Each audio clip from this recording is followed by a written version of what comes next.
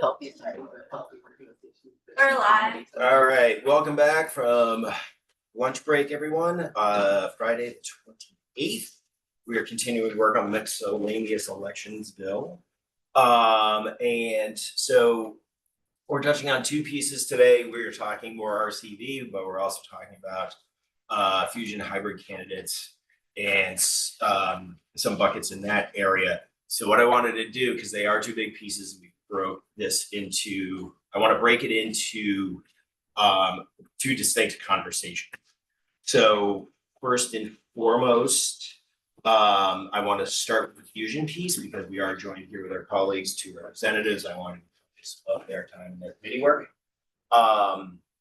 And we have the provisions that are in the bill, the miscellaneous bill, but there was also some other bills floating around, which Representative Hoover was at H-117, correct?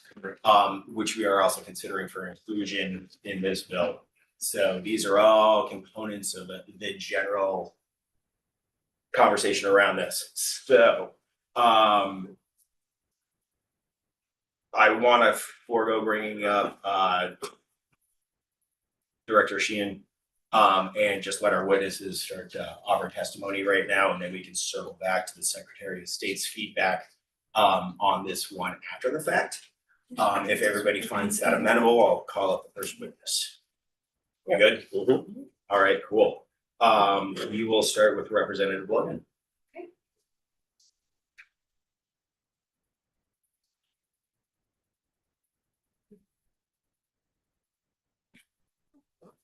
I'm finding that I don't know everyone. Well, we'll do a little round robin then for you. Thank you. Representative Matt Byram, Chair of the Committee, Addison 3, Northwest Addison County. Representative Lisa Hango, Franklin 5, Vice Chair. Representative Lucy Boyden, 103, Cambridge and Waterville. Hi, Representative Sandy Pencil, represented from Bennington 1, Rutland, Danby, Mount Tabor, Dorset, and Peru. Mike Morgan, Grand Isle, Chittenden District, which is Albert, Isle of Mont, North Hero, Grand Isle, South Hero, and West Milton. I know him. B.L. Coffin, Windsor 2, Cavendish, Weathersfield, Baltimore. Hooper Randolph, also represent Brookfield, Braintree, Granville, Roxbury. Katie did South Burlington. The other. Jake Waters Evans, Charlotte, and Heinsberg. Great. And I'm Representative Kate Logan from Chittenden 16 in Burlington.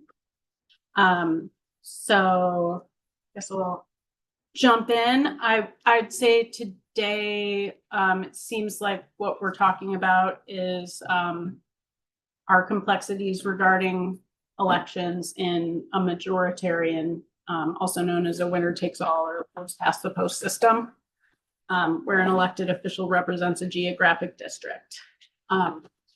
So it's well documented that a majoritarian system fails to provide fair representation for voters in a couple of ways, at least. First, the geographic constraints of district-based voting means that election outcomes favor the party whose voters are more evenly geographically distributed across districts. So this can be further exacerbated by politically motivated gerrymandering of districts. So votes in districts that are heavily in favor of one party simply count for less overall or are wasted votes. So voters who live in areas where there's a high concentration of a party have less influence over the total number of representatives elected with that party designation. So that party ends up being underrepresented through the representative system. Another challenge is that it leads to a two-party system because competing for 50% plus one of the votes disincentivizes more than one party because two parties can more easily compete for half of the votes.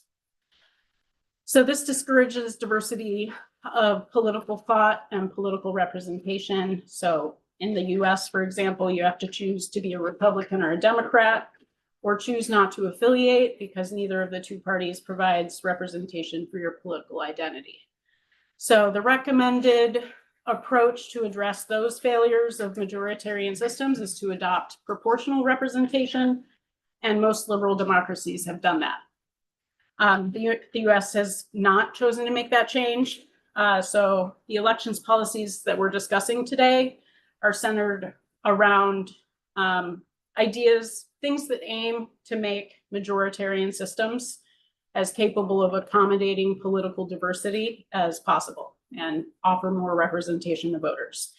So ranked choice voting allows for more than two candidates representing more than two parties to participate in elections without risk of splitting the vote in a way that results in a candidate winning an election who doesn't represent the will of the majority of voters. So I would give as an example for that the 2024 lieutenant governor election, where third-party voters in an amount larger than the difference between the two top vote getters, made the difference in that election. And then that party issued a letter the next day saying, oh, we want our votes to be counted for this candidate, not that, and we're like, it's too late. So if voters had had the opportunity to rank candidates, that election might have had a different result. Two bites at the apple, which I think is one of the policy, one of the bill, Representative Hooper's bill, is the way it currently works in our state is that it allows a candidate to seek a major party nomination in a party primary, but if they lose, then allows them to go on to the general election with another party's nomination or as an independent. And then finally, fusion voting is another one of these policies and allows candidates to affiliate with more than one party by earning more than one party's nomination. I would allow this I would argue that this allows a broader diversity of political representation. And then the order of party affiliation is the candidate's choice. And then that makes a difference about which party you end up caucusing with in the legislature. There were 39 fusion candidates on the ballot in 2024, 12 Democratic progressives, eight or nine progressive Democrats, Republican Democrats, Democrat Republicans, Republican Libertarians. So there were a range of fusion candidates in 2024. I serve as a progressive Democrat. I ran in the progressive primary and then elected, and then I was nominated by the Progressive Party through caucus, and then elected in the general election to run as a progressive Democrat. So I can speak to my own experience as a progressive Democrat. That's a really intentional political identity for myself. I'm from Chicago, moved to Vermont from Oregon after living there for about a decade. And I've been a registered Democrat since I was old enough to vote. And I voted in our national elections as a Democrat in every election. We don't have a third party option at the national level. In fact, I strongly discourage a third party movement in federal politics right now. The stakes are a little bit too high. I wish we had ranked choice voting. I wish we had proportional representation in our country. I think it would improve representation for voters who feel isolated and unrepresented in the current political environment that we're in. For me, being a progressive Democrat, I think is a really good description of my political identity. In any other state, I would just be called a progressive Democrat, and I'd be a Democrat, but I'd be caucusing with the progressives or something like that. So I do appreciate the fact that we have this hybrid system that allows constituents to have a different political identity, different party identity, but not completely disrupt the two-party system. I do think it creates tension. And I think that's part of why we're here today is some of the questions and that it does create, allowing this kind of fusion identity, a hybrid identity. But that to me seems preferable to a lot of voters not feeling like they have any political representation whatsoever. And I would say that is particularly true in my district. In municipal elections, voters in my district vote 80% progressive. They've chosen to be represented by Democrats for a very long time. In our most recent Democratic primary, in a 2-seat district, I campaigned as a progressive Democrat. I campaigned first time around as a progressive Democrat. I made it very clear while I was campaigning that I intended to run in the general as a progressive Democrat. In this most recent Democratic primary, I was the top vote getter for a 2-seat district. So I think that my constituents feel represented by this political identity.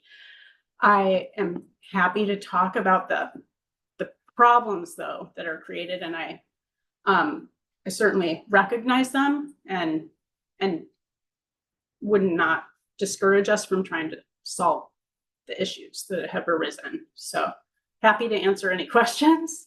Yeah, so let's pause there before we get to there. Yeah. And just see if anybody has any questions for Representative Logan on the first chunk of testimony. Representative Waters Evans. Thanks. When you say progressive Democrat, does that mean just you have P/D after your name on the ballot? It does mean that, Okay. but it means I also think of myself as a progressive Democrat. Yeah. Oh, yes, I know. I'm just Yeah. talking about like the logistics of like an election Yes, itself PD. and the process. Okay, Yep. so it's PD. Mhm. And you said you ran in the progressive primary or the Democrat primary? I ran in the Democratic primary. Was there a progressive primary? There was, but the Democratic primary in our elections always includes federal elections. So everybody votes in the Democratic primary. So you felt like you would have been underrepresented on the progressive ballot? Oh yeah, progressives were voting on the Democratic ballot. Okay. Because again, there isn't a progressive of ballot candidates to vote for. At the federal level. Yes. Yes, but- and we're always doing federal elections in our primaries. Yeah. So I was nominated by caucus. For the Right. general election? No, in the Wait. primary cycle by the Progressive Party, I was nominated as a progressive through caucus. Through a caucus of. So the that you were on Progressive both ballots? Party. No. Oh, no, because I no, was- after. Okay, got I it. was nominated, yeah, so I was nominated by caucus before the primary was held, but Okay. the paperwork doesn't need to be filed until after the primary election. Representative Logan. I was just curious with 2022 having not been a presidential election year, which primary you ran under? Democrat. Yeah, there's up ballot races every 2 years at the federal level, Senate, Well, yeah. Congress, president, It's just more highlighted with the presidential. definitely, yeah, much higher voter turnout. Representative Hoover of Burlington, then Nugent. Now you have me puzzled because my recollection is not the last election, the one before, which Representative Boyd was just talking about. There were 3 ballots for the primary. One dedicated to progressives, one dedicated to Democrats, one dedicated to Republicans. Yeah. It sticks in my mind because I was taking ballots around as a justice of the peace, and the guy said, I want the progressive ballot. He said, I don't recognize anybody on here. And I said, well, they're all over on the Democratic ballot. He said, why? And I couldn't answer. So there were options, even though there were statewide candidates available for each individual party to pick a ballot. Yeah, there were.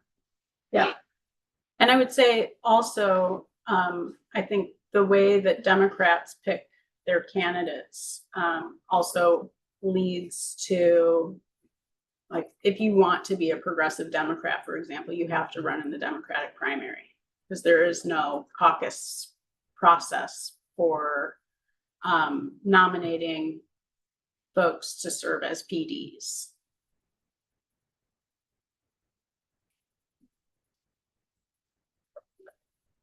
Representative Larson. So say there was, it's hypothetical, so let's say you had to choose P or D. Do you just have any thoughts about going about the process of choosing which ballot you would be on, what you think, it seems like your party is more you caucus with the Progressive Party, right, in the State House? Yeah, I'm not given an option to caucus with both. You can't caucus with both, you're saying? No, I'm not. Okay. I'm not allowed to.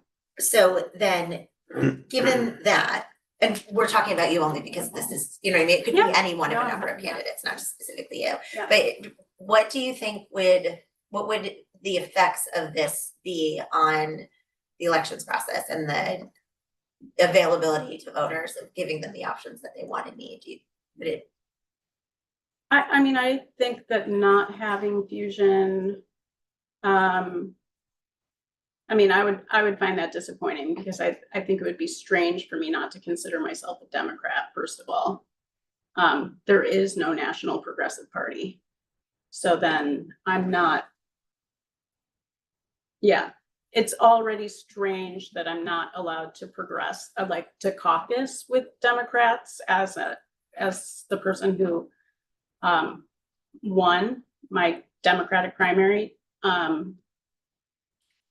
But to not have that clear identity for my constituents would be strange for me. And I do think that there are a large number of voters who like the hybrid identity. So I'm not sure whose problem it is to get rid of the hybrid identity, like what that particular issue is, because it does seem to be something that it helps, I would say, folks who don't feel completely comfortable with the Democratic Party but end up voting on the Democratic primary ballot because of the up ballot races, feel like they have more representation. All right, we are gonna go Representative Nugent, then Hooper Burlington, then Pismal. I'm just wondering what you think about the fact that, like, the US was set up as a two-party system. Like, we're not set up as a parliamentary system where you can have coalition governments of different groups. And the argument that if you have more than that, you actually risk people not getting representation by majority interests, and it can be kind of like go extreme for very small representation. I mean, in countries where they do have proportional representation, you have to rule by coalition. Generally, if there isn't a majority, if no party captures the majority. Parliamentary structures. Yeah. Yeah. So, Okay. I mean, in a majoritarian system, I think what you more often see is people not affiliating with a party if they don't feel like a party represents them, and sometimes not voting. And I think, so yeah. Offering an option to have more political diversity without completely undermining an individual election, I think is one of the things that hybrid or fusion voting allows for. So that you don't end up in three-way races, for example, where you have a progressive and a Democrat in a general election, and splitting the majority of the votes, and so then a Republican being elected, for example.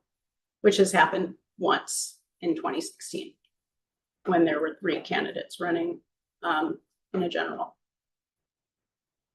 Before we get to Representative Cooper, I want to slide in for a second. So, but the state of Vermont does have 3 major parties. Yeah. Correct. Yes. And was like a desire, I believe, with the intent of doing so, was it not necessarily me trying to like guide an electoral outcome that would result in less Republican victories, but actually just having more options to the total electorate? Absolutely. Okay, no, because you're just speaking to the fact of Republican. Oh, I'm saying fusion, running as a fusion candidate allows for progressive candidates to run in races where they have strong support from Democratic voters in their district, and then go on to a general where it's head to head between a DP or PD versus a Republican versus a 3-way race in a general. The last time it happened was in 2016, and the votes were split, the majority of votes were split between a progressive and a Democrat, and a Republican won the race. And I would argue as well that we saw that similarly in the lieutenant governor election, where a minor third party earned over 10,000 votes, and the vote differential between the top 2 voters was, around 6,000 votes. Representative Hooper of Burlington, then Representative Pismal. Thank you, Mr. Chair, for stealing my question. Apologies, sir. Apologies. But that's the kind of the elephant in the room here, and we're dealing with a 2-party system on a federal level, and we're not considering the federal level at this point. We're dealing with our state, where we have 3 distinct parties, and I have to put a marker in for the Secretary of State's, but I don't think that you can run in more than 1 primary. No, you can't, but you can So- be nominated by more than 1 party. Yeah, and that's sort of where I go with the next step of this conversation, but we'll get into that, I guess. Thank you. My question is, so the state primaries every 2 years, there's an option to have a run as a progressive by taking out a petition and being nominated onto that petition. Yep. If you feel that you want proper representation of your voters and you feel there's a large progressive contingency in your district, why you wouldn't go that avenue instead of doing a fusion? That you wouldn't just do like an independent does, run as an independent, get petition to sign, to signatures to run, that you wouldn't run as a progressive and put your name on the progressive ballot? That's my question. Because you do have that option every 2 years to do that as a state primary. But in order to vote in up ballot elections, you have to pull a Democratic primary ballot. So if you want to vote for the congressional primary or the presidential primary, you have to pull a Democratic ballot. Right in. Yes. Yeah, you could. So, I mean, if you're astute enough to be aware of the 3-party makeup, I would assume one would be aware of who the candidates were. Yeah, and if there were some process for becoming a progressive Democrat, earning the Democratic nomination of running as a straight P in the general election, I think that that would be a perfectly reasonable way to go about doing things.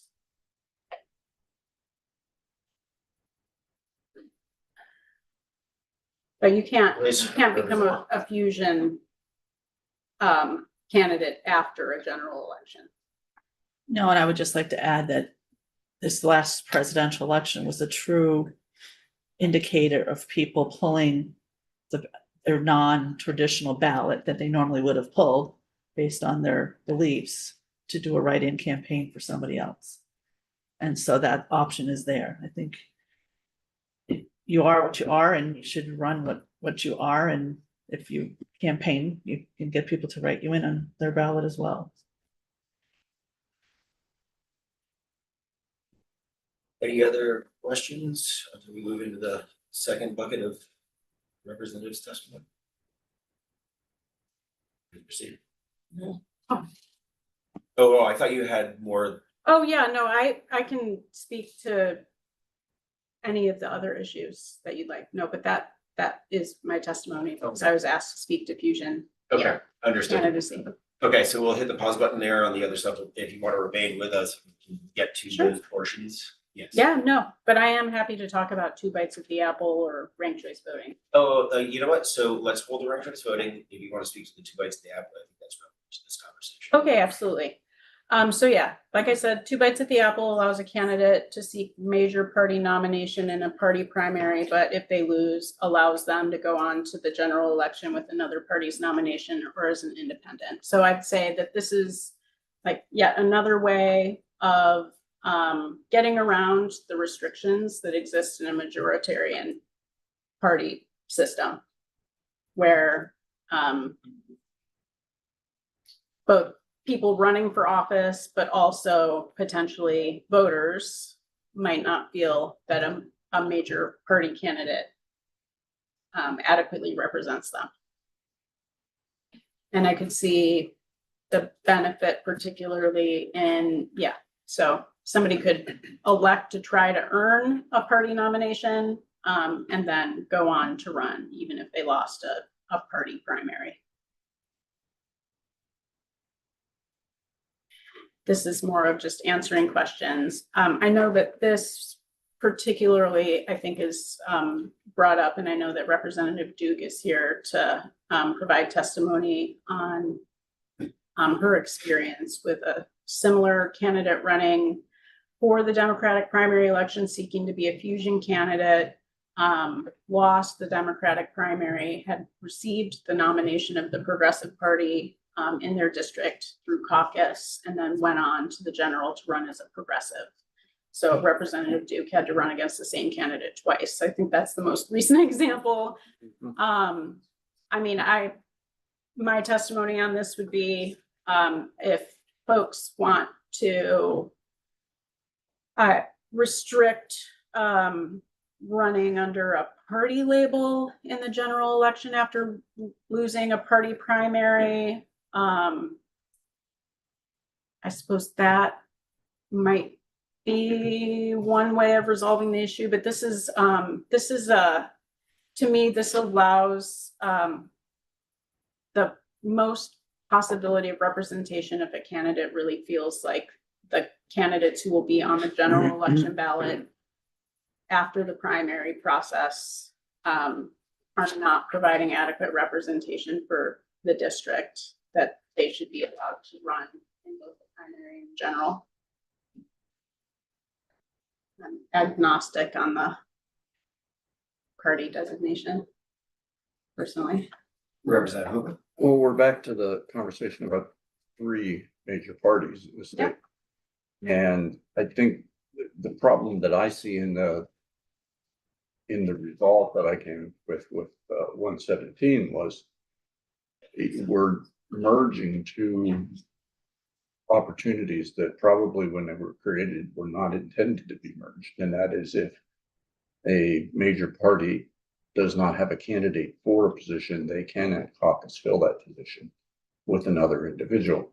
I don't think it was ever envisioned that a placeholder would be put on the ballot for one party, and then if the person running in another primary lost, they would then fill that placeholder position to run again. That seems like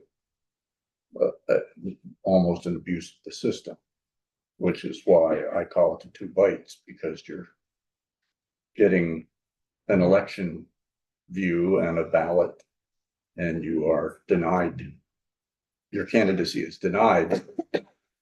You go someplace else for another bite at the apple, and that's not something that is afforded really any other candidate outside from the third party one. Thank you, Stuart. Yeah. I mean, again, I think this is where differences in how candidates are selected as a nominee. There are differences among the parties. Progressive nominate their candidates by caucus. So even if somebody is running in a primary on the progressive ballot, but hasn't received the nomination of the progressive caucus in their district, then the party will not support that candidate in the general election. In general, the progressive party doesn't run placeholder candidates while their nominated, caucus nominated candidate runs in the Democratic primary. I know that candidate wanted the fusion, wanted to be a fusion candidate, and then they lost the Democratic primary. I don't know if you consider calling them for testimony. That might be difficult for them. I don't know. But that was their choice. It was their choice. They already had the progressive nomination. It was their choice whether or not they chose to run in the general. It does give them the option to run. Yeah, this does, the way that that worked out does give them the option to run both in a party primary and then run under another major party. And anyone could do that.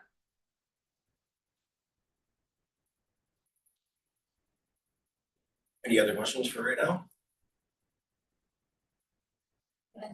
Yeah. Thank you, Representative. Yeah, if you have the time, please feel free to, well, we are going to speak to RCB, so you will speak a little bit later. Okay. But I do want to bring the representative up next.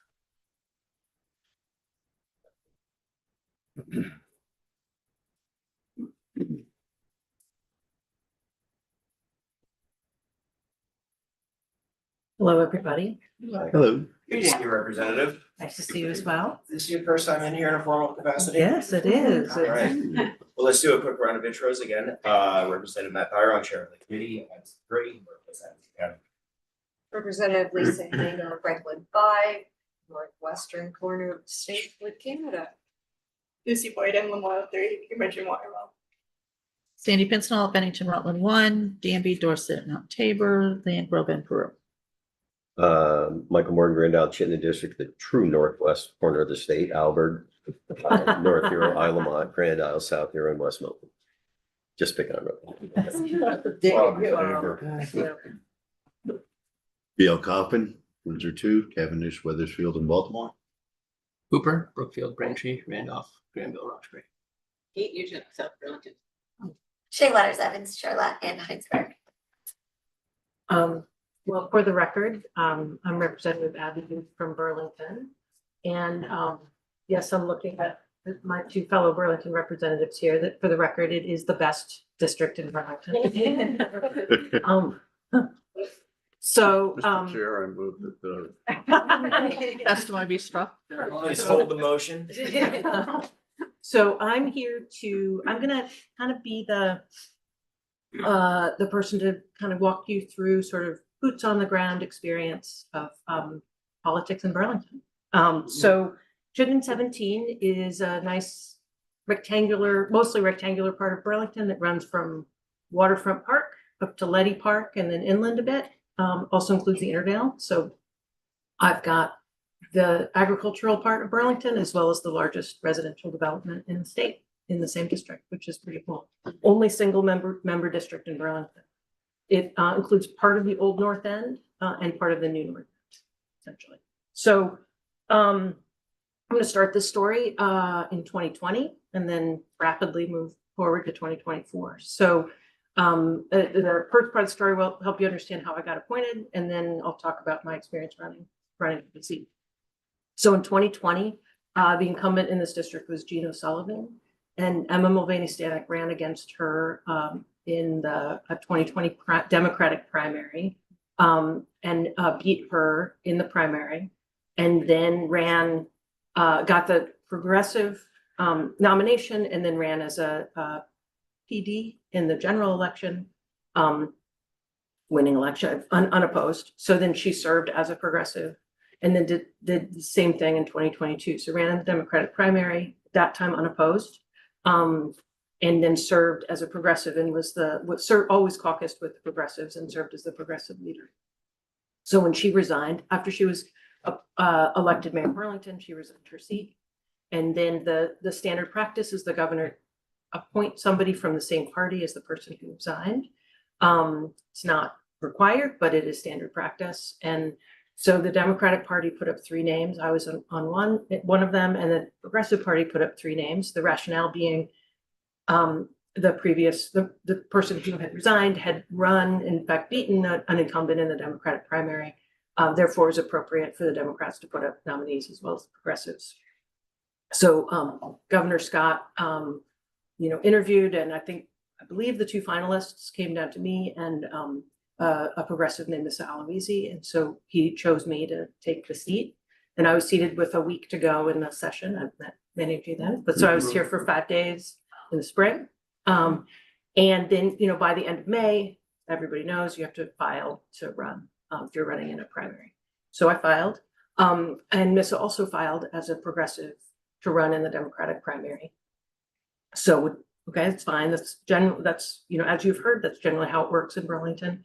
And so I did all the things. I raised money, did campaigning, got volunteers, did all the things you do. And then leading up to the election day and the primary, and Missa was telling people at the polls, it's okay if I don't win, I'm going to run in the general election as a progressive. So, maybe I'll win, but if I don't, it's okay, I'll still be here. And I was like, oh gosh, really? And told multiple people, and that is indeed what she did. So I beat her 60%, 40% in the primary. And then I think the deadline was 6 days later, you could file as another party or or you couldn't file as an independent. In order to run as an independent, you would have to file before the primary. You could do that, but you would have to be thinking about it a week before the primary. So if you lose, because she lost in the Democratic primary, her options were it's over or run as a progressive. You couldn't run as an independent if you hadn't thought of it the week before. So 6 days later, she was put up as the progressive nominee. So we started it all over again. So I raised, it was a little bit like Groundhog Day. I raised the same amount of money. I did pretty much the same amount of work. So I continually ran against the same person for 5 months. Basically, I did take a little break after the primary. I was like, all right, I'm going to take a couple of weeks off. So then the general election came up, and I beat her in the general election 62% to 38%. I have a few comments about it. One is it created a lot more work. I literally had to do twice the work and raise twice the amount of money against the same person. If it had been a different person from the Progressive Party, if it had been somebody from the Republican Party, I would have welcomed the challenge, but I didn't really welcome it because I didn't really want to run again against the same person. The voters didn't like it. People were like, you can do that? Like, literally, they were like, oh, really? They also were just confused. Like, didn't we just do this? There was, so I think my concerns about it are, number one, is I think it's not great for the candidates to have to do that. It's only going to make it harder to recruit people to do it. It takes more work, more money into the whole system. Voters don't like it. And third, I think it encourages kind of gaming the system, but for a better way of putting it. We heard from Representative Logan, and I've heard this from other progressive politicians. They talk about identity, political identity. And to me, it's not really identity, it's about the team. Like there's a Democratic team, there's a progressive team, and there's a Republican team, and we collaborate and we work together, and there's a lot of overlap. But the Progressive Party is not a faction of the Democratic Party. The Progressive Party is a third party. It's a separate party. And I think that when somebody runs, go back to like the primary, if you are running in the Democratic primary, the Democratic Party does not help you. Right? Because if it's a contested primary, and it's totally makes sense, right? That their bylaws are, we do not help one Democratic primary candidate over another, but the Progressive Party helps the progressive candidate in the Democratic Party. So there's that's part of the gamesmanship. So people resent it, people don't like it. Democrats feel like they're being kind of taken advantage of in the Democratic Party system. So that is that's my story. So I can answer any questions, kind of talk through any of those issues if that's helpful. No, absolutely. Did I see your hand? Yes, Representative Larson. I know that you don't know everything about all of the elections, but I'm wondering Yeah. just your personal experience and what you know about Burlington in this. Has this ever happened, but with the progressive running in the Republican primary first and then running as a progressive or vice versa, or is it? That I know of, that the only cross-party sort of primary like this that I've seen at least is progressives running in the Democratic primary. There may be examples I don't know about, but that's what I've seen. So I just before I get to your so when we had this conversation 2 years ago, now Lieutenant Governor Rogers, we brought in for testimony and I asked him. Yeah. It always seems to be the P to the D or the R to the D. And I asked him if he was aware of anybody who PR'd, or is it all just kind of around the edges of the, and he also could not think of any instance of that representative. I think I know of one that happened, I want to say around 10 years ago, it was Owen Johnson. I don't know if they were actively recognized by the Progressive Party. Or I don't remember which party they ran in, whether it was R or B, but they advertised themselves as a progressive. I am aware of some folks, and we'll get back to that in a second, that did like, what is it referred to, full drip, right? Yeah. Democrat, Republican, Independent, Progressive. The full drip, if I recall. So, okay, any other direct questions from the member? That was my questions. Yeah, I mean, that's one of the things with this representative, right? Like, it just seems that, you know, and it one of the ways I've looked at this over time is for those of us who are here in this room, whether we are elected, we are policy professionals, we work within the executive branch, we are like deep cut political nerds. We totally get the nuance of these things, right?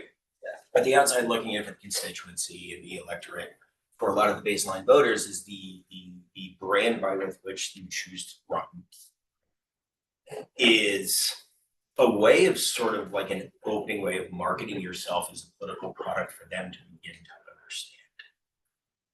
And to me, that toggling in and out, a P to the D, a D to the B, an R to the R, or R to the D, whatever it is, it kind of confuses that for them as they're trying to understand what they're. And that's just sort of like, you know, we are going out as candidates, literature, radio, whatever it may be, these contact points. And we are trying to identify ourselves to policy concepts, to, you know, a social structure, whatever it may be, right? There is this association to that letter as sort of an opening touch point of understanding the consumer of the political brand who is our voters. And I have found that the way this has been used as a tool, especially in the last 10 or 15 years, and especially, it really muddies the ability for the voter to truly understand the political product that's being looked for. So I really appreciate your insight on this. And Yeah, I have a question, but I forgot what it was. Hold, please. hold on, All right, we might have to move on. that's fine, that's fine. Oh my God, Oh, in there. Friday afternoon. there's like a wind blowing through here right now. Yeah. Are you still capable of sticking around for a little bit, member? I can stick around for a little bit. Okay, We're- just in case the Yeah. question Yeah. resurfaces. I can stick around for 10 minutes or so. Sounds wonderful. Representative Hoover. So Hoop of Burlington has his own bill and that's separate from this.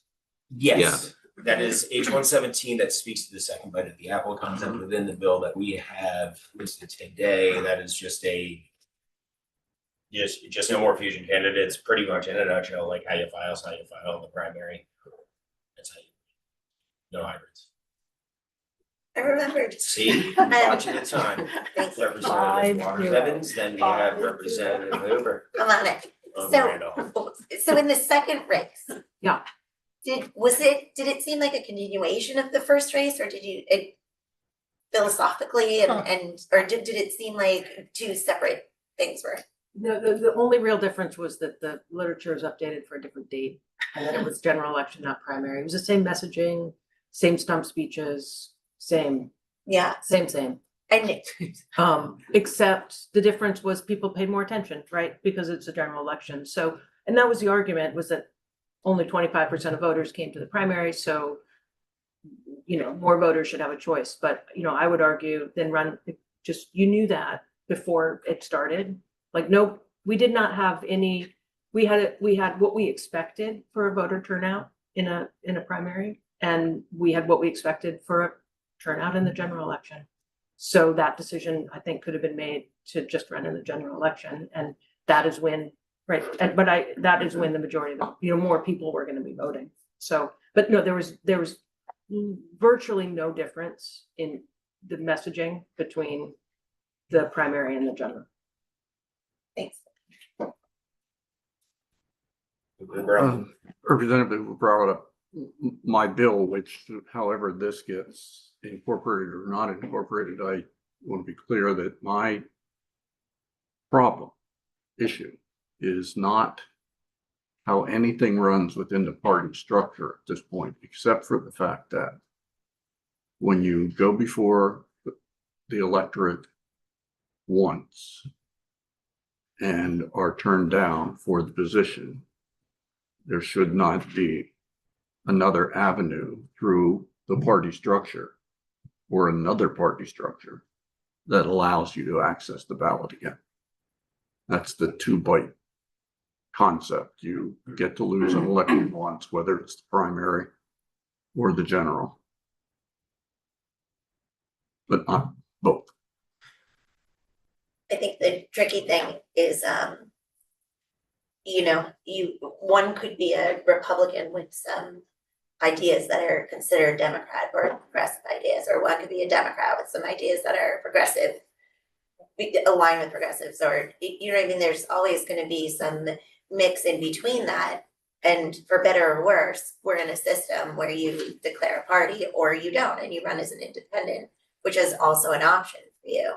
So I feel like if you're making that choice to run as that party, then it's the understanding that no one is an absolute only Democrat, because there's not even such a thing, right? But that's where you choose to place yourself. And so that then saying, okay, well, that didn't work out for me in this party, I'm just going to try it with another one, then that seems a little disingenuous and confusing to voters, only because then what are you standing for? Are you standing as someone who just wants to win an election, or are you standing as somebody who is aligning your political beliefs and ideas with a particular party? Because you don't have to choose a party, right? You can not choose. Well, I defer to Representative Result. When you take the signature form out to get your 50, 100, 200, whatever you're running for signatures, you fill a little blank in the top that says, I'm running in a particular. And I think Party. To Mr. Chairman's comment before, it's confusing to the electorate to have, oh yeah, I remember that person that came to my door, they said they were going to run the Democratic primary. Oh, but they're not a Democrat. Elections are confusing enough. Yeah, and I think, that sort of concept about what is a political party, right? And to me, a political party is it's not a political identity so much as a caucus, if you will, or a team that you're a part of and that you're working with. Political parties exist in order to create structure, to support candidates, and to put forth planks and platforms, right?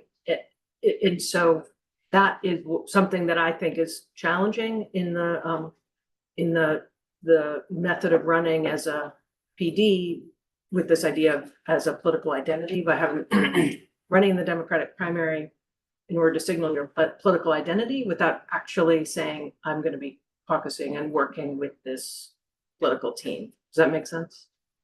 So anyway, that's what I find challenging. I think voters find it very confusing. And I certainly found that I would talk to people and they're like, you again? Like, what's going on? Like, didn't you win? You know, Representative Hooper Randolph. I'm curious for either representative's perspective on whether or not you think the election guide plugs into this conversation in a healthy fashion.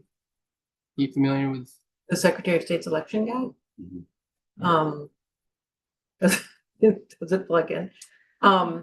Seems like it might help with the confusion part. Yeah, no, it, you know, there's really good information in the guide. So I think if the electorate chooses to look at it and learn about candidates, I think all the different methods of getting information out about candidates is great.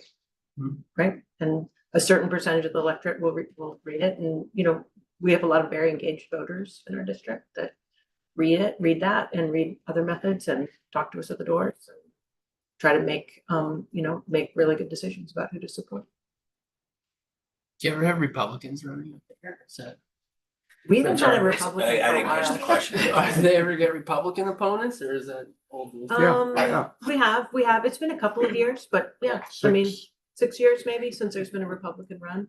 There was,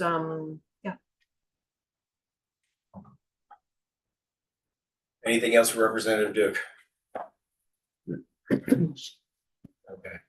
would it be helpful if I stick around for a few minutes? If you have the Is that time, okay? sure, perhaps something will pop up. Yeah, Right. I mean, we are gonna be moving this bill when we get back, so we're trying to Okay. have as much of an in-depth conversation today as possible. Okay, I'll stay for a few minutes, but I gotta get back. to work. Whatever you have available on your clock. Thank you. Sounds good, thank you. Yes, please. Good. It looked like you were prepared. Oh, no. Florida. Does anyone have? Yeah. On the fusion candidate concept, I mean, this is something that's really a more of a political conversation than what the Secretary of State delves into. So, that's why I was kind of looking at Representative Logan to see if she wanted to speak to the testimony that was just given before we shift to the RCV conversation. I appreciate that. Thank you. Representative Kate Logan. So I think, yeah, the story that Representative Duke shared is really, not my own to respond to. I do, But I do want to say that is not an isolated incident that's happened on numerous occasions throughout the course, so. I think I don't actually know of any other cases where a progressive ran in a Democratic primary and then ran in the general with a progressive. I don't know. I've asked. But I will say that I think one of the conflicts that happened early on in the primary was that the Democratic Party was providing resources to now Representative Duke. And to my knowledge, the Progressive Party doesn't provide resources to primary candidates. That's typically not the pattern. Or at least I'm not aware of it. I think folks who consider themselves very active within the Progressive Party probably volunteer for the candidate. And I know that in my initial primary, for example, in 2022, the Democratic Party contributed, I think, approximately $8,000 to my opponent. I do want to be aware of the clock. We do have a guest online who is here to speak to RCV for 2 p.m. So let's keep this tight right here. Just a really quick one. Yes. Yes or no? Do you think that it's fair to classify the progressive party an extension of the Democratic left? I wouldn't call it an extension. I mean, if we're in a majoritarian system, it's winner take all, one candidate wins. There is no proportional representation. So having a third major party is a very awkward fit within a majoritarian system. I think progressives certainly generally come from a background as being a Democrat and then elect to go further left. So I'd say that most progressive consider themselves being further left of the Democratic Party. But I mean, we always are going to be in reference to the two major parties in the United States because it's a majoritarian system and it funnels us into a two-party system. So having a third major party will never be comfortable. And I think fusion is one of the ways that Vermont has developed in order to sort of address that tension between the fact that at the national level, two-party system, everywhere, majoritarian elections. But didn't fusion exist before the progressives did? Yeah, Oh, certainly. Yes. yeah. People So it agree wasn't on about the that. Progressive Party. Right, right. It was about the fact that we're in a majoritarian system and that that gives you two options for your political identification. And for the sake of being able to have more than two parties, fusion is a good option. You can refer yourself as being more aligned with one of the two major parties.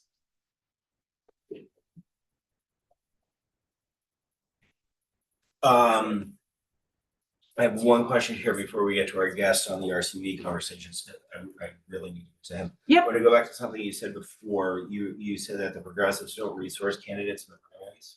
Yeah, not that I'm aware of. Okay. So am I taking from that running as a Democrat in the primary is to attain resources and then? No. Is there I'd be interested to hear why the progressives don't, and this is not necessarily a question for you, this is a question for committee for further testimony. Yeah. When we talk more about this, when we get back to get an understanding about the resourcing or perceived under resourcing of candidates. So I'd like members to kind of dog ear that one to touch on later. So I thought that was an interesting nugget. Okay. Thank you very much, Representative. We are going to get to RCV, but I want Okay. to speak with our guest here. Yeah. He's been incredibly patient with us. Thanks so much for your time. Yes. Thank you. Is it Joshua Hood? Rep from out of state. Mr. Daniels, Yes, thank you, Mr. Chair. Great to be with Thank you you. all. My thank you name, so kindly for your patience. oh, no problem. Glad to watch the earlier conversation. Happy to be with you all again. I was physically in Vermont the last two legislative sessions when this issue was discussed. It's the idea of using ranked choice elections in the partisan presidential primary process. And I come to you from really the child of Vermont, the state of Utah, as you might know, our founder. The founder of Yes, Utah I was am born aware in of the Vermont. latest, sir. So- Yes, please proceed. We're the extension of Vermont in Utah.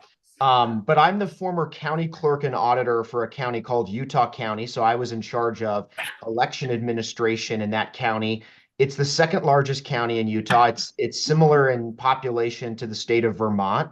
We have 720,000 people and only 2 sheets of ice upon which my kids can play hockey, which is where I spend a lot of my time. I wish we had dozens of hockey rinks like you all enjoy in Vermont. One of the things that we did in Utah County is we implemented some of the first ranked choice elections in the state for our municipalities. And there was a long history of ranked choice voting in Utah because our political parties would actually use ranked choice voting for the nominating contests that they would conduct at their respective state political party conventions. And that experience was really useful because oftentimes, as you might know, in a primary, you can get a crowded field of candidates. And if you think about a party like an ice cream flavor, you've got the team vanilla, and team chocolate. The primary is which version of chocolate or which version of vanilla the party wants to advance as their nominee. So then you get these bitter fights between French vanilla, classic vanilla, and vanilla bean, and you beat each other up to figure out which version of vanilla you want to advance as your party's nominee. If you think about, for example, in the Republican primary for president in 2016, There was a very crowded field. Ted Cruz notably won the Iowa caucus, but Trump won the New Hampshire primary, and they went back and forth with these different states. But all the while, those that were winning the state were winning with a very small amount of votes, maybe 15, 20, 30% of the vote, when other candidates, upwards of a dozen presidential candidates at times, would peel off 1 or 2 or 3% of the vote. And this does not give the party a really clear understanding of how the party voters might coalesce behind one particular nominee if their favorite candidate really couldn't win. So if you were on team Fred Thompson from Tennessee, and Fred Thompson only gets 1% in the caucus, where would those voters coalesce behind in the 2 or 3 or 4 leading contenders in that primary process? This is where ranked choice voting can be useful. So our experience in Utah in actually implementing these elections was actually quite smooth. We used a very similar ES&S system for election administration as you have in Vermont in many of your localities. And we were able to use existing registered and nationally certified election systems to run ranked choice balloting and ranked choice tabulation. We heard a lot of different concerns from people in the community, like, well, maybe the ballot is confusing. We actually did a lot of surveying and focus grouping and actually used sample ranked choice ballots with different populations in our community. For example, we ran ranked choice elections for high school student council elections and would figure out how the students reacted to the ballot and see if there were concerns. We even took ranked choice ballots to assisted living centers in our community and gave them out to the residents, had them vote on a ranked choice ballot, and gave them 0 instructions and 0 background. Our aim was to see organically what types of problems might arise. Much to our surprise, the residents found the concept of ranking options 1 through 5 quite intuitive and had very few questions or problems and were able to fill out the ballots just fine. After conducting municipal elections in Utah using ranked choice, we also surveyed voters that had participated and got their feedback and had overwhelming support for the use of ranked choice. Over 80% favored it or wanted it to be used in other types of elections. So our experience was satisfactory in terms of utilizing and implementing ranked choice voting. And if any of you have questions about the specifics of implementing or administering a ranked choice election, I'd be happy to speak to those and go down that rabbit hole. Another great feature of ranked choice voting that some states are utilizing is for overseas voters in the military. Oftentimes in primary elections, there could be runoffs, or in general elections, there can be runoffs, and those runoff elections happen so close to those elections that there's not time to send ballots to members of the military overseas. And so states will allow those folks to use ranked choice balloting so that in the runoff election, those ballots can be counted again for, if applicable, a second preference vote that might be cast by somebody in the military. I personally appreciate that because during the 2008 presidential primary, I was actually serving overseas in Fallujah when I was in the Marines, and would have loved to have been able to participate more robustly in elections at that time. So we found a lot of utilization and use for ranked choice in Utah, but in those municipal elections. But I want to shift gears real quick and talk about the partisan primary utilization of ranked choice with our experience in Utah. In 2004, we elected John Huntsman Jr. as governor of Utah, and he actually won the nomination of the Republican Party through a ranked choice election at our statewide convention. So I'm going to share my screen and walk through what that actually looked like from the perspective of counting the votes and determining the winner. Give me a moment here and I'll share my screen. No, please. Okay, so what you should see here is a visual depiction of, let me move my toolbar here. You'll see a visual depiction of the results, the final results for the Utah Republican Convention nomination for governor. And you'll see Jon Huntsman's name at the top here. So the way that this worked was all of the voters were given a ranked ballot, and they were able to rank as many up to all of the candidates if they chose. And then what would happen is they would first count the ballots to simply look at everybody's first choice vote and then see how those votes were counted. And so in this case, Jon Huntsman Jr. was in the lead after that first round of counting. The convenience here was that oftentimes at these convention nomination meetings, there will be multiple rounds of voting. And so they'll give speeches, they'll hand out ballots, count ballots, submit the ballots, and then they'll do the whole process over again and eliminate candidates that did not receive enough votes to move on to the next round. This would take hours and hours and hours. And so rather than do that, you can automate this multiple round of voting, what ranked choice voting calls an instant runoff, where you can conduct a series of instant runoffs between all of the candidates simply using the ranked preferences submitted by the voters. So after this first round, this gentleman, Gary Benson, was eliminated. And so what happens is you look at the ballots where voters placed Gary Benson first, and you see what those voters' second preference was. And so you see a redistribution of votes where the voters that placed Gary Benson first have their second choice vote counted instead for candidates that are still in the running. And so that's where round 2 goes. Round 3 is similar. This gentleman, Parley Hellawell, is eliminated. And you see where his second preference votes are reallocated. And then this gentleman, James Hansen, who was a congressman at the time, was eliminated. And then his votes were redistributed. Marty Stevens, our former state speaker of the House, he was eliminated. And now's where the race really starts to make a difference. Because you'll notice that when Marty Stevens was eliminated, right now, Nolan Karras is in second place and Fred Lampropoulos is in third place. Now, some important political context here, not dissimilar from presidential primaries. Fred Lampropoulos and Jon Huntsman Jr. are basically the same candidate. They're both political outsiders at this point in history. They're both businessmen. They're both able to well finance their campaigns. They're both very conservative. And so in many ways, there's vote splitting occurring.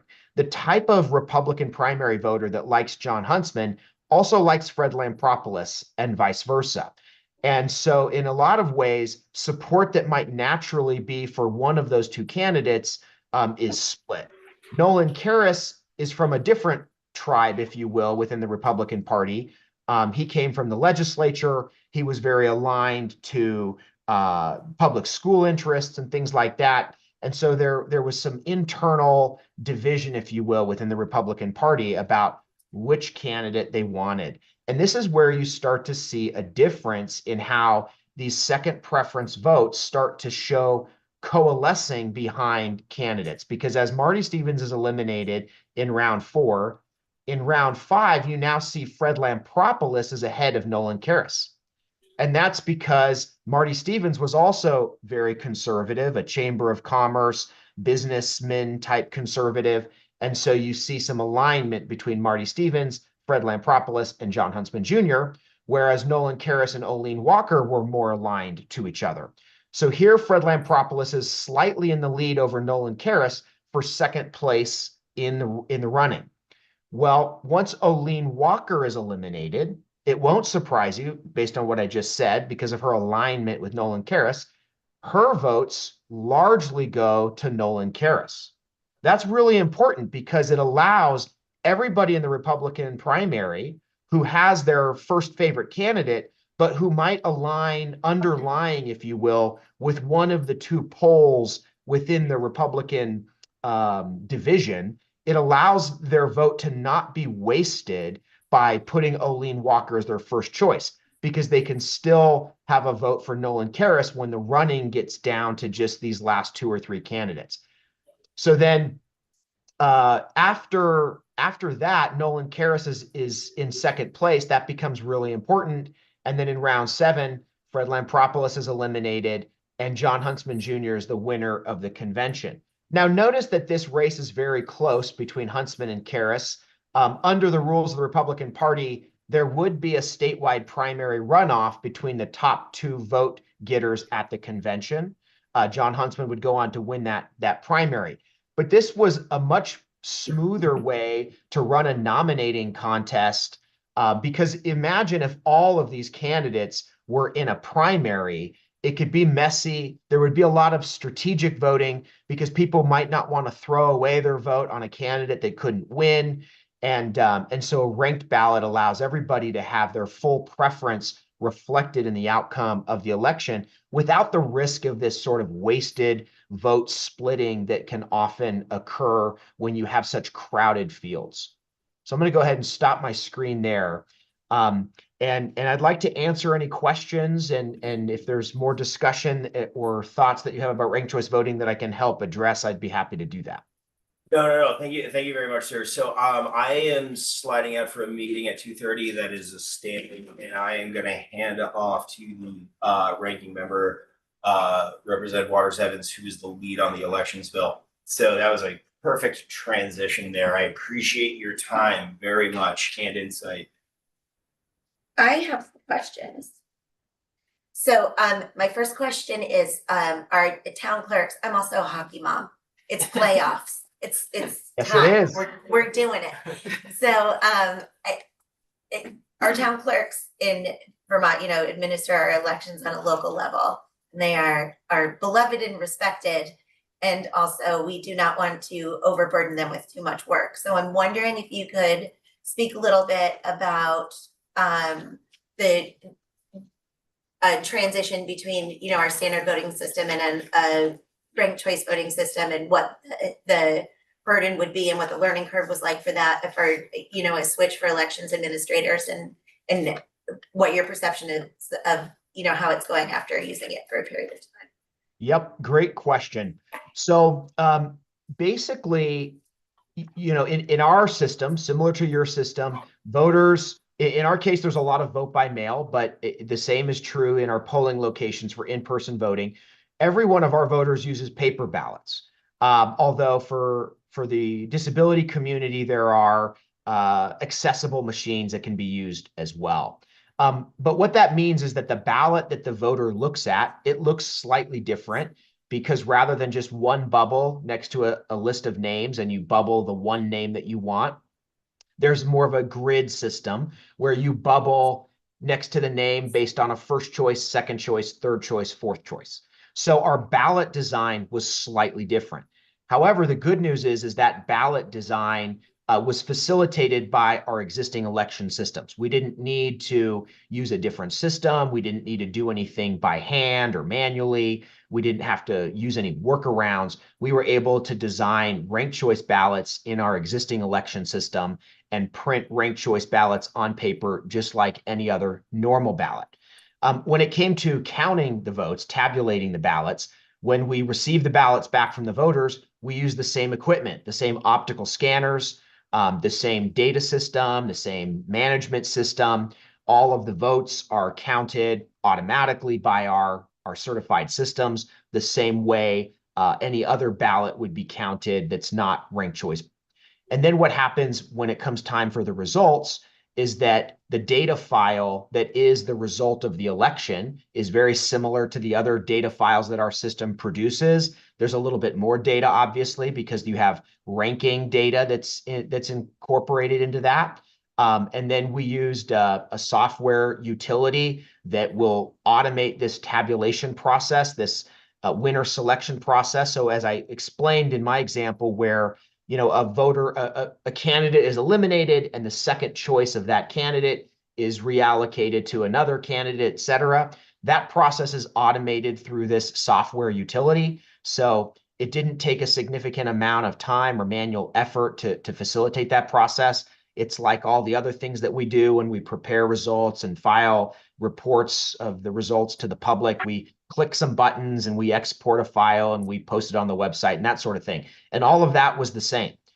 So there was very little difference in what we did, although behind the scenes, how it's done is slightly different. The work burden wasn't significantly different, and in facilitating this implementation wasn't significantly different.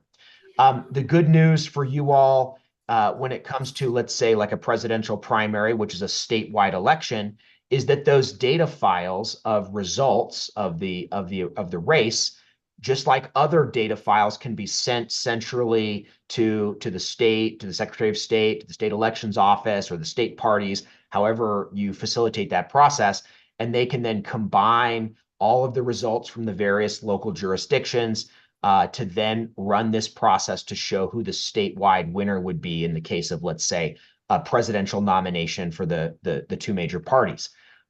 So while there are some differences, the differences aren't so significant that it created additional work burden. There are some details that you have to be aware of. You have to make sure that you're following this protocol instead of the other protocol. So certainly it's something that is different, but in terms of the difficulty of implementation or the work burden, it's not significantly different than any other kind of change that might come from time to time. I know in our own jurisdiction, the legislature, God bless them, they're always giving us clerks more things to do, whether it's surveillance cameras at drop boxes or other kinds of rules about elections. We're always implementing slight iterative changes year after year. And this particular change wasn't significantly different from many of those types of changes. Thank you.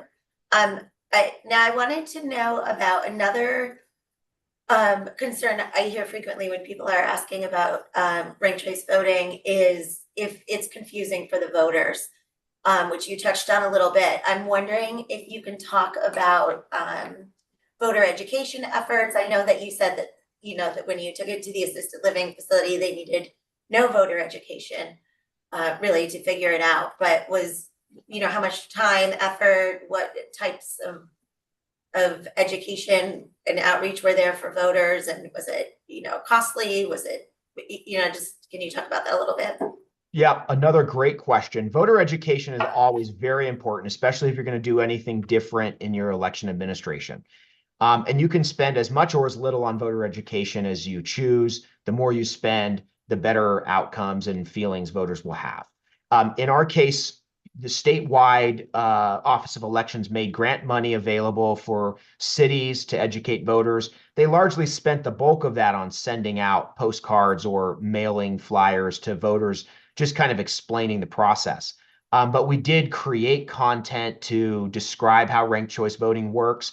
There were informative videos that were created. Jurisdictions across the country have done this. There's a lot of material out there that you can sort of borrow and use and adapt to your own needs. But I think it's important to have information on your website, or certainly have the political parties put out information.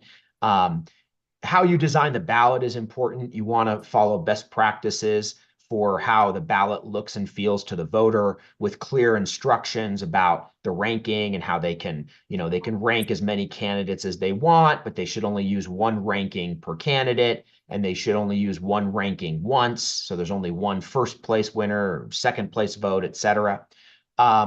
So yeah, there was a component of education. I think that's important. I think when it comes to spending, you can just spend as much as you want on it. I mean, the more you spend, the more content you can create, the more you can distribute that content. How much is necessary is a different question. That's what we were testing with the assisted living center is the ballot itself intuitive enough that with no instructions, voters can figure it out? And what I think we found is the answer is yes. And when we surveyed voters about whether the instructions were clear and whether the ballot was easy to use, the overwhelming majority said that it was. But I do think it's important to think about creating some basic tutorial videos, having social media content and other website content that explains what ranked choice voting is, how it works. The most important piece of education, I think, is simply helping voters understand that they ought to be encouraged to rank all the candidates that they want to see elected, that while they don't have to rank all the candidates, it's better if they do, and to only use rankings once. There's only one first choice, only one second choice. Now, that is intuitive on the ballot, but sometimes voters try to make statements with their ballot and, use it as a commentary rather than as a tool to cast a vote. And so you'll see voters that might do things like rank one candidate first, second, third, fourth, and fifth. That doesn't create a problem because clearly that can just be one vote for that candidate and they don't have any other preferences. But yes, that's a great question. Voter education is important. I think statewide for our dozen cities or so that utilized ranked choice voting, we spent somewhere in the neighborhood of $50,000 creating and distributing content. The biggest cost really for something like that is paying for the distribution of that content. Creating the content's pretty cheap. Websites are free, videos are easy to make, social media posts are easy to do. But if you're going to send a postcard to voters, that can be expensive. I recommend piggybacking your education efforts on pre-existing mailers that are going out. If you already have voter guides or postcards going to voters about elections, put a link or put some information about ranked choice there. If you're using this in presidential primaries, then it's important to engage the campaigns and the candidates and the parties themselves in educating voters about the ranking process. One of the things that we did hold was a training seminar for candidates so that the candidates and their campaigns understood how the ranking would work. And we gave them information that they could pass on to those that they were talking to, their supporters and whatnot, about how to vote and cast their ballot. And so I think the biggest piece of that is just helping voters understand how the ballot design works and giving them, encouragement to rank all the candidates and rank each candidate only once. Thank you. Did anyone else? Rep Cooper? Go ahead. So you're talking about ranked choice voting as if it is one thing, but there are several variations. What actually do you use? Do you use contracept? Do you have precinct mobility? Do you have access to other tools? Have you reviewed? Great question. So the use cases that we've facilitated in Utah are both single winner and multi-winner, but we use the instant runoff vote method. So we're not using single transferable vote as in like a proportional representation model, although some city councils do that around the country. What we often have is we'll actually have multi-winner majority rule just based on our state law about majority rule for council spots. And so we typically just use the instant runoff method with a majority rule for kind of a single winner. And we might run that sequentially twice to figure out who the two sequential, majority winners would be. We use the ranked choice, what's called RC Tab, Ranked Choice Tabulator, which is an open source utility that can automate the process. And that utility has all those options that you're talking about baked into it. So depending on what type of ranked choice you're utilizing, you can choose those different configurations to produce the winner. And I think you make a good point, which is that ranked choice voting can be thought of quite simply as the way the voter votes, right? They're ranking the candidates. But to your point, how you select the winner can follow a variety of different rules and protocols, like you're talking about with Condorcet, single transferable vote, et cetera. And a lot of those determinations, I think, are made on the back end when you're utilizing the counting utility, the winner selection process, and choosing the configuration that maps to the rules that you're describing. What product do you use voting machine wise and program? We use ES&S, Election Systems and Software, out of Omaha, Nebraska. So we use their system for our ballot design and our ballot printing, and then our ballot optical scan tabulation and management. And then, as I mentioned, we use the RC Tab utility, which is a free service of the nonprofit Ranked Choice Voting Resource Center. That's an open source utility that can automate the winner selection in ranked choice contests using any one of those configuration options that you select. Thank you. All right. Any more questions? Yeah, sorry, Rep Coffin. Yeah. When you're going through the ranking, And as you go round and round, do you run into problems with exhausted ballots where ballots get discarded and then those votes don't count? Yeah, And so. has it ever changed an election from somebody who didn't have a majority, all of a sudden they win because ballots were discarded and votes weren't counted?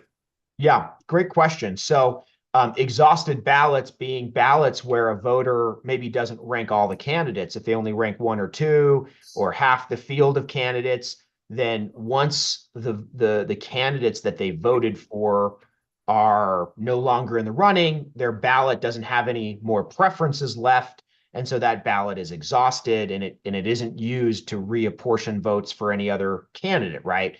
So another way of thinking about that is like an undervote, which sometimes happens in an election where maybe there's 5 different offices up for an election. You only vote in 2 of the offices and you don't vote in the other ones. It's kind of a similar principle. So every election, we generally do have some exhausted ballots where people have maybe only ranked one candidate or a couple of candidates in a larger field. Generally speaking, when all the votes are counted, the number of exhausted ballots tends to be in the single-digit %. And oftentimes leading candidates who were likely to win and ultimately either win or kind of get to the final 2, they tend to have been voted for by most participants. So I've not seen a case where the number of exhausted ballots seemed to be decisive in the outcome. There have been some close races. The closest races have occurred when the candidates that are competitive and likely to win are really similar to other candidates.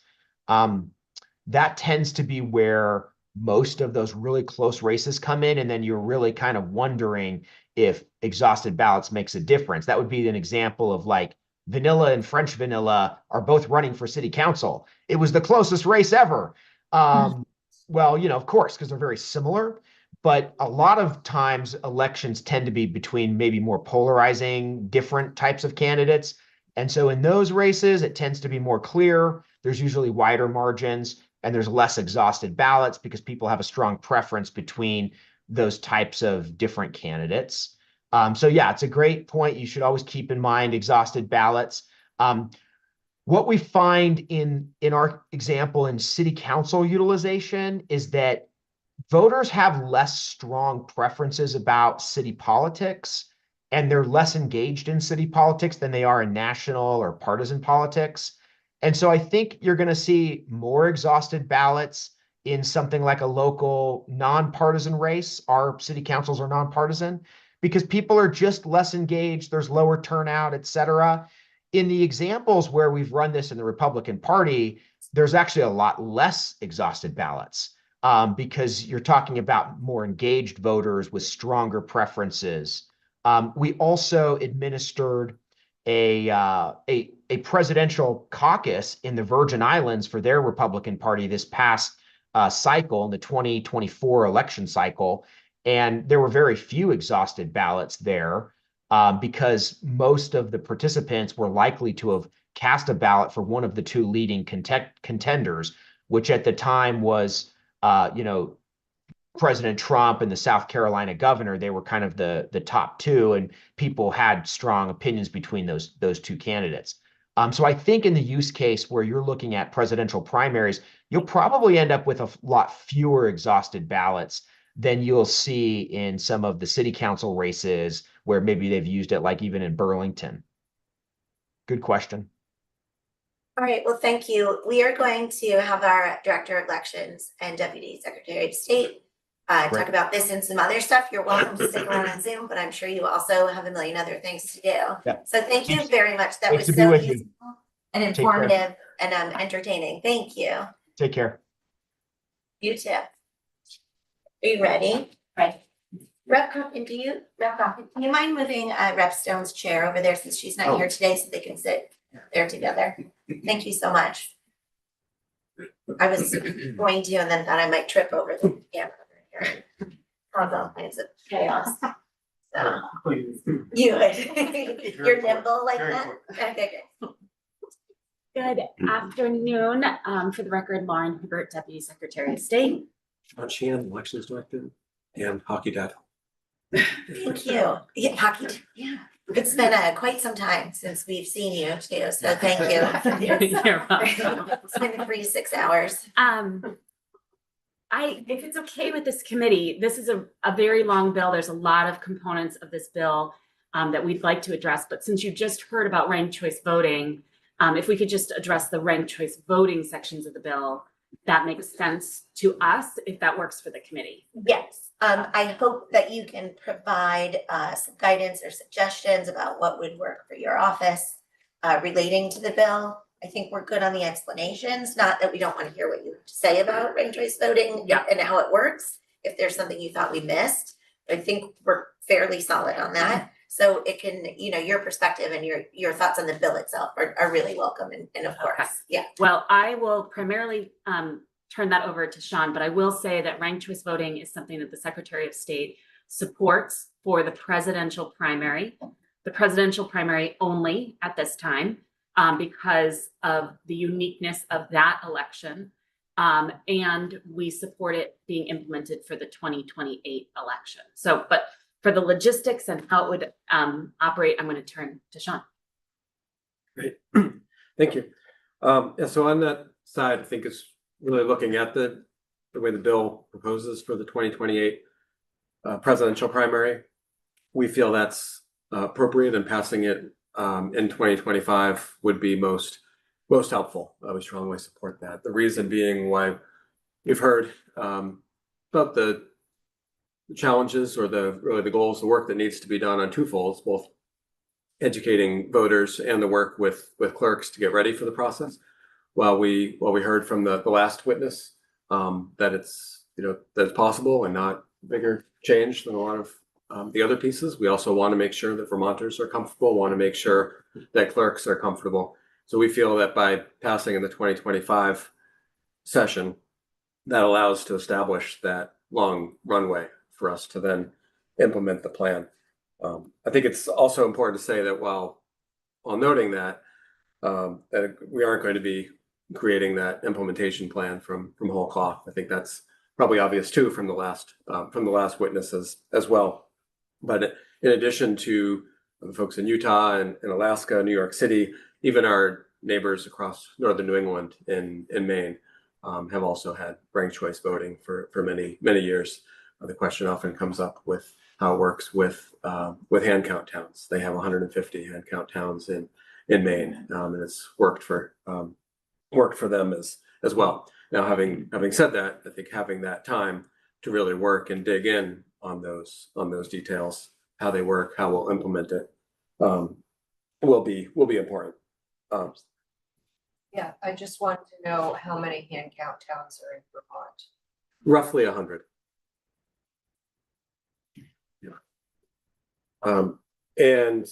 And on that side too, I think as the last witness referenced, both the Center for Civic Design and the Ranked Choice Voting Resource Center have been helpful both in providing a lot of those materials, which lowers the cost, as they referenced to the the mailing being the bigger cost that's remaining.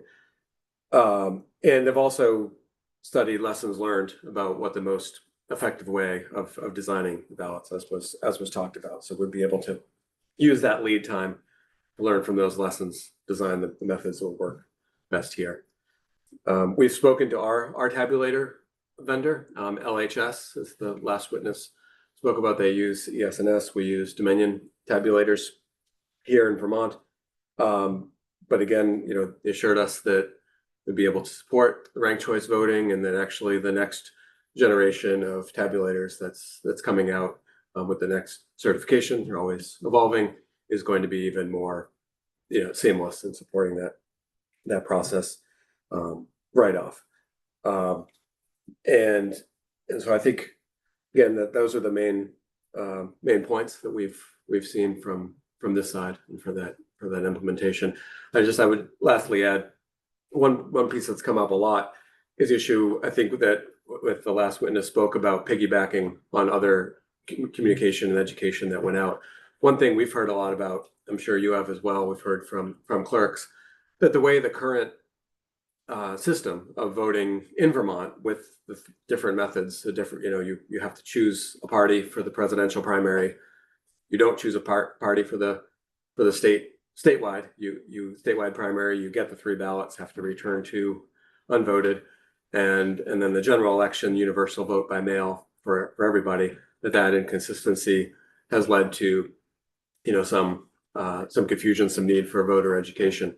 And so certainly I think the opportunity to use that voter education to talk about here are the elections coming up for the year. If you want to get a absentee ballot for all of them, here's how you make the request on my voter page.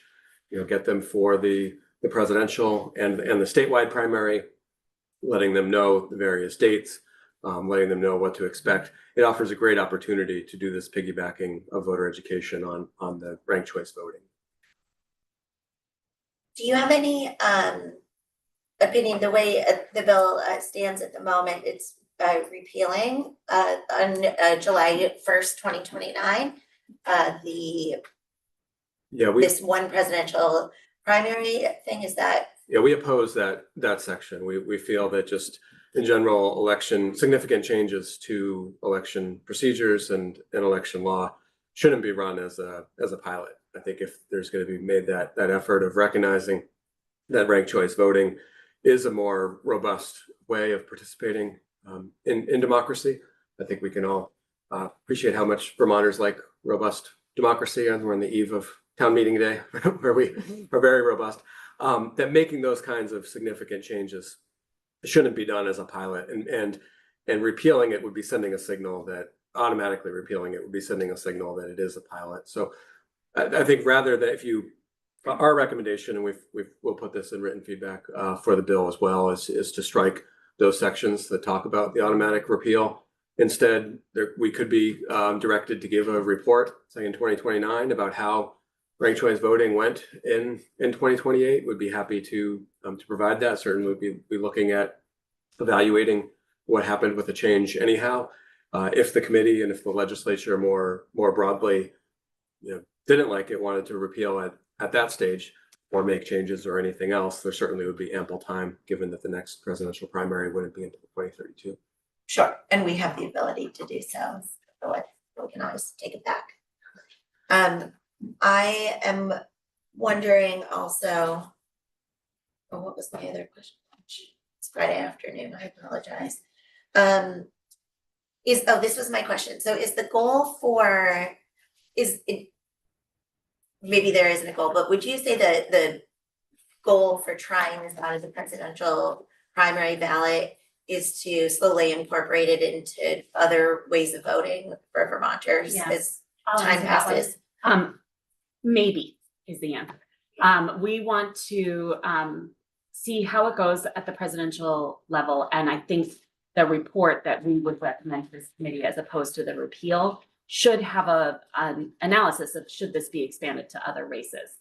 There's probably races where it makes good sense. The reason why the Secretary of State supports it for this particular race is Vermonters are extremely independent and don't always fall within the national party's mindset. So as we all know, Nikki Haley won the Vermont primary.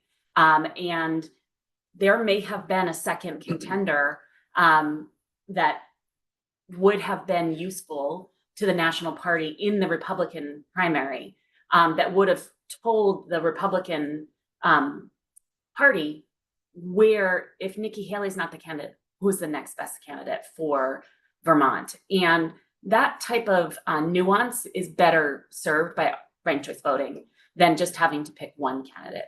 And as you've heard from the previous witness, when you just have to pick one candidate, you make a strategic decision on who you think is going to be able to win. Whereas if you're able to rank your candidates, you are able to choose your true and first best choice, and then choose the next best people for you. So it gives a more nuanced way for voters to vote in this particular national primary. Should that continue on to other races? I think that depends on several factors. One, how logistically it works. But two, ranked choice voting works really well when there's a lot of options. And for many of our races, there's not a lot of options. So it's something to consider. Thanks, Rebecca. Can you tell me if there wasn't a repeal, how that kind of compressed time frame between the primary and the general election would work if ranked choice voting were to continue to the general election? It would not, because the way the law is written right now, Representative, is it's only for the presidential primary in 2028. It does not extend to the general election. So if the law was enacted now, we'd hold a ranked choice voting in the presidential primary of 2028, and assuming it was not repealed, in the presidential primary of 2032, and then the presidential primary of 2036. But it would not extend to the general election. Okay, makes a lot more sense. Thank you. Any other questions? We have like 15 more minutes, maybe 10 minutes. Do you think if you could take a bite out of the second bite of the apple issue? Are you prepared to address that, or the fusion candidate, hybrid candidate? Yes, we Do you have a can. position on that, or, yeah. We do not have a position on that. Okay. So it's very easy for us to Okay, address it. all right, that's not even 10 minutes. And I think our preference would be to come back to talk about the remainder of the bill in a more comprehensive way, if that works, just because Sure. we'll get into like 7 minutes of it, and then it's a 32-page bill. So we'd really like to come back in front of your committee and address the remaining sections of the bill all in one chunk, if possible. Yes, we'll see you when we get back after our break next week. Hopefully we can come back and address the rest of it. If you want a preview of our opinions. Yeah, think about it over the next week. Yeah, we don't have anything else to do. Yeah. Our director Sheehan did a really excellent PowerPoint. So you can sort of see the themes of what's happening in the elections bill and our positions on all the topics that are within this bill. And also some written testimony that goes into more detail of why we're asking for specific changes or why we're not asking for specific changes, section by section. So if you want to fall asleep at night or it's really boring, No, that would be great. We have print copies here. There's also the electronic version. This posted.